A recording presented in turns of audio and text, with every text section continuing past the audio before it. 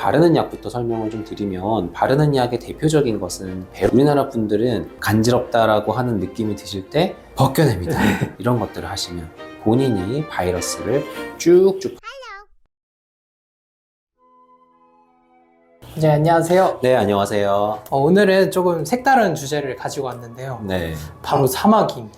왜 생기는지도 너무 궁금했고, 그 다음에 치료는 어떻게 되는지도 너무 궁금해서 여쭤보려고 찾아왔습니다. 사마귀로 병원에 정말 오래 다니시는 분들이 아주 많습니다. 일단적으로 이렇게도 말씀을 드리는데요.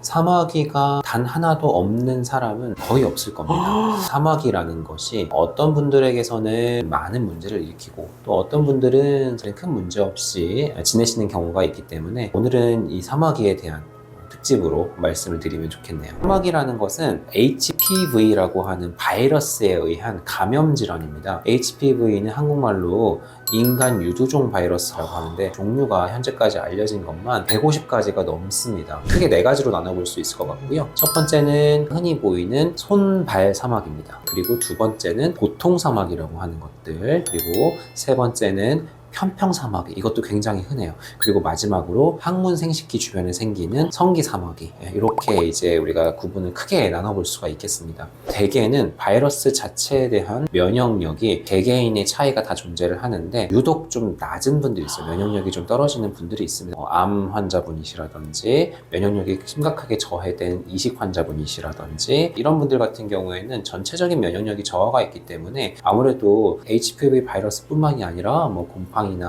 흔히 우리가 잘 걸리지 않는 여러 가지 바이러스에 취약하게 됩니다. 사마귀는 그런 전신적인 면역 외에도 사마귀라는 특정 HPV 바이러스에 대한 면역력이 이제 개개인마다 차이가 있기 때문에 이제 누구는 사마귀가 잘 걸리고 어떤 사람은 잘 걸리지 않는 이런 차이가 이제 발생하게 되는 것이죠. 두 번째는 사마귀 바이러스가 결국에는 외부에 있는 바이러스가 피부에 붙어서 문제를 일으키려면 피부의 장벽 자체가 약한 경우에, 즉 손상이 많이 가 있거나 피부 장벽이 정상적이지 않은 경우에 사마귀가 특히나 또 잘 퍼질 수가 있게 됩니다.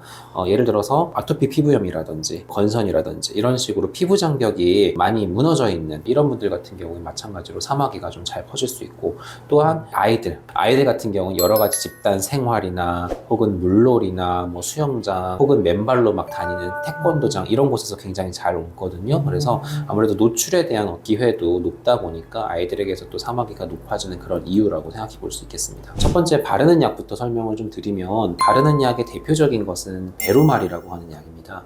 이 베루말의 주된 성분은 살리실산 그리고 5-FU라고 하는 일종의 항암제가 섞인 약인데요. 살리실산은 이제 사마귀 주변에 각질을 녹여주고 좀 부드럽게 만들어주고 얇아지게 만드는 그런 역할을 좀 해주는 거고요. 그리고 5-FU라는 항암제는 국소적인 면역 반응을 유도하면서 사마귀 DNA를 파괴시키는 그런 역할을 이제 수행합니다.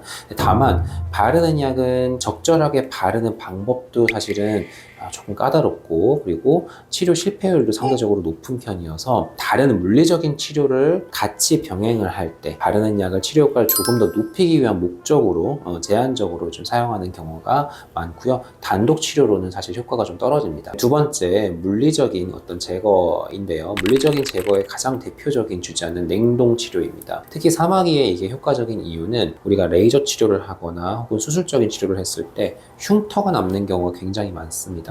흉터의 가능성을 최소화하고 눈으로 보는 그 병변 주변까지 전체적으로 어떤 치료가 되기 때문에 재발률이 상대적으로 낮다는 그런 장점이 있습니다. 그리고 이제 블레오마이신 주사라고 하는 치료도 있습니다. 이 주사제에 쓰이는 블레오마이신 역시 일종의 항암제인데요. 이 항암제 또한 국소적인 면역 반응을 유도하면서 사마귀 바이러스를 이제 사멸시키는 그런 작용을 하기 때문에, 특히나 냉동 치료를 하기에 지나치게 깊이 파고든 발바닥 사마귀 같은 경우에 유용하게 사용을 해보는 경우도 있습니다. 마지막 세 번째 방법이 이제 면역 치료입니다.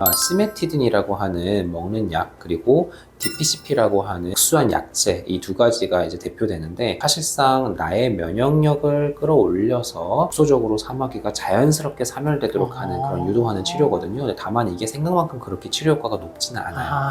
대학병원에서 시도해 보시는 그런 방법이라고 보시면 되겠습니다. 우리나라 분들은 몸에 각질이 있거나 간지럽다라고 하는 느낌이 드실 때 벗겨냅니다. 밀어냅니다. 이런 것들을 하시면 본인이 바이러스를 쭉쭉 퍼뜨리는 겁니다. 사마귀를 만지시거나 만진 손으로 누군가를 만지시거나 이런 것들은 다 같이 사마귀를 내 몸에 뭔가가 생긴 것 같다. 이게 쥐젖인지 잡티인지 항문과 성기 주변에 뭔가 난 것 같다 라고 하시는 경우에 반드시 병원에 바로 찾아오셔서 진단을 통해서 적절한 치료를 받으시기를 권해드립니다. 오늘 영상이 유익하셨다면 구독, 알림 설정 부탁드리고요. 주변에도 많이 알려주세요. 감사합니다. 네.